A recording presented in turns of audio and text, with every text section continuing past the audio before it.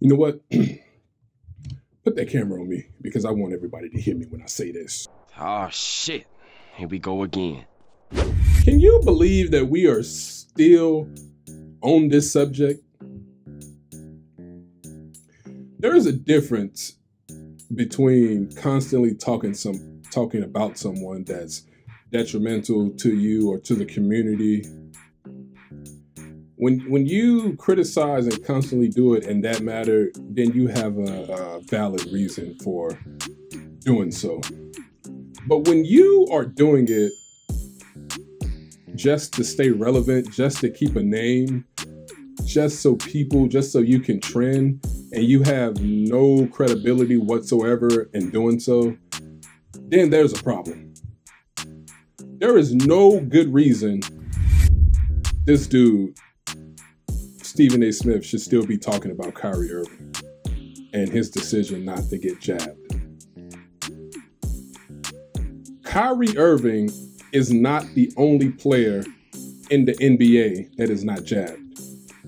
Kyrie Irving is not the only person in the world that is not jabbed. So why is it that it's a big deal and it's a bad look for the Nets that they signed Kyrie Irving, that they are allowing Kyrie Irving to play games despite the fact that he's not jabbed? But again, we still haven't heard any reason why other players who are not jabbed, we still haven't heard why they get to play in New York, even though it is a mandate in New York that you have to have it if you want to work. But so for some reason, this dude, Stephen A, just can't keep Kyrie's name out of his mouth. He's talking about how it's a bad look that that the Nets are bringing Kyrie Irving back. And he keeps trying to equate, Kyrie's past situations with this. Talking about how, I think, what he say, only 4 times Kyrie has played over 60 games in his 10-year career, as if that matters. And he's just highlighting the hypocrisy in all of this, because it just goes to show that you are not allowed to ask questions. You are not allowed to be curious. You're not allowed to ask what's next after we kneel, after we wear Black Lives Matter on the t-shirt and spray paint it on a basketball court and put it on cereal boxes and, all these other ridiculous things. We're not allowed to ask, okay, what do we do after this? And that's what Kyrie Irving was doing. That's what he was asking. And he's being crucified. He's proving the point that the very people that you seem to think that are on your side when it comes to these social justice issues are the very people that are making your situation worse. Kyrie Irving is not the only player in the NBA currently that is not jabbed. But for some reason,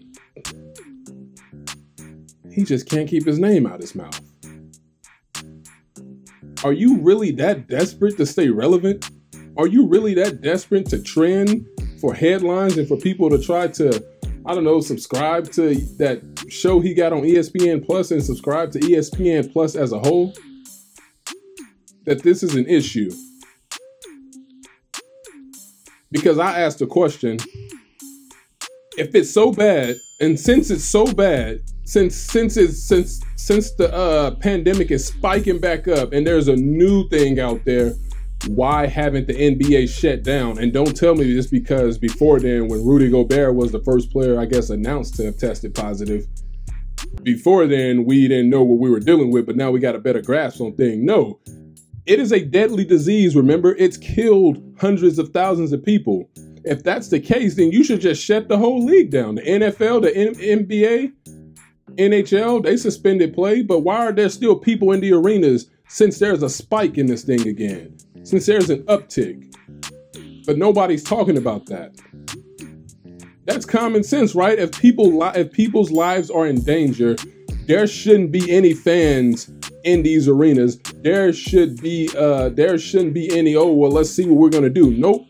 You said there is an uptick, meaning you have to shut the entire thing down again. and not highlight one person as if he's the only player that's unjabbed. It's ridiculous how this guy can do this. You know what? I'll take that back. It is ridiculous, but I'll say this. People are starting to wake up and see this. People are starting to wake up and see this, and pretty soon, the corporations up there who's allowing him to do this, the higher ups, are going to have to change strategy for ratings. Because I guarantee you, this man is losing so much credibility. I can guarantee y'all, for people who stick with Stephen A., who agree with what he's saying, who's down with him, you know, and right there with him, I can personally guarantee each and every last one of you that there will never be a time when it's all said and done, Stephen A. is no longer around in the media industry or whatever. He's retired. He's gone. There will never be a time where we look back and say, man, Stephen A. was trying to warn us. He said that he didn't sell out. He was looking out. He was trying to look out for us. Never. There will never be a time where that is said on a mass level. But yeah, like I said, I see it that way. Why haven't you called out the NBA for still allowing games to go, since there's an uptick, since people are still in the arenas, since we know that even if you're jabbed, you can still get it. And I know that the NFL just said that their examiner, someone just said that people that are asymptomatic aren't spreading the disease. I think that what they're trying to do, because they know that that's out there and the pressure to shut down is going to be out there, so they're trying to put a story out and put professionals out there saying that, oh, just because the person has, you know, they're not the reason, the people who were asymptomatic and has taken it. Because what they're trying to do is give you a reason or for why they shouldn't shut down the leagues. But you got this guy, Stephen A. Smith, constantly want to single out Kyrie Irving. If that's the case, if that's what you want to do, then name every single player in the NBA that doesn't have the jab. Every single player that is refusing to take it, I want you to name all of them. If you're telling me that Kyrie Irving is the only player in the NBA signed to a contract that is unjabbed, we know you're lying, because we know that's not the case. You're trying to stay relevant. Your journalism, you're not a journalist anymore. It's purely entertainment, people. Purely for entertainment. It's a television character at this point, and it's been that way for so long. It's so sad to see this. So sad. But I just want to get those thoughts out there. I appreciate y'all. Please, I'm telling you, if you're a fan of Stephen A., if you enjoy what he does, you know, by all means, you know, you're adults and you're going to do what you want to do anyway, but this guy is not the guy. He's not the guy. It's sad when you see someone having to reach this low just to stay relevant, just for ratings. It's really, really sad. And when you do stuff like that, it comes back on you. When people see this, they're going to say, well, he really wasn't a nice guy. He may have been a tyrant. Well, that's because you never won anything. I wanted to win, but I wanted them to win and be a part of that as well.